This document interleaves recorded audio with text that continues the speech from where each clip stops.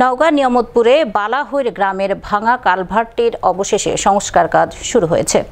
দীর্ঘদিনের ভোগান্তির এই ঘটনাটি সম্প্রতি বিভিন্ন গণমাধ্যমে প্রচারিত হলে সংশ্লিষ্ট কর্তৃপক্ষ দ্রুত ব্যবস্থা নেয়। স্থানীয়দের অভিযোগ, কালভার্টটি ভেঙে থাকায় যাতায়াতে চরম দুর্ভোগের শিকার হতে হতো এলাকাবাসীকে। বিশেষ করে স্কুল কলেজের শিক্ষার্থী ও কৃষকদের সমস্যা ছিল আরও বেশি।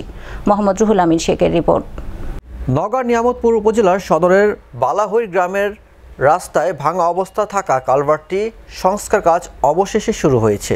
বিভিন্ন গণমাধ্যমে সংবাদ প্রচারের পর দ্রুত নড়েচড়ে বসে সংশ্লিষ্ট দপ্তর। স্থানীয়রা জানান, দীর্ঘদিন ধরে কালভার্টটি ভেঙে থাকায় রাস্তাটি দিয়ে চলাচলে নিত্যদিনে পড়তে হতো চরম দুর্ভোগে। স্কুল কলেজের শিক্ষার্থী, কৃষক ও জরুরি সেবা নির্ভর লোকজনের ভোগান্তি ছিল সীমাহীন। গণমাধ্যমে বিষয়টি তুলে ধরা মাত্রই দ্রুত উদ্যোগ নেওয়ার স্বস্তি ফিরেছে এলাকাবাসীর মনে।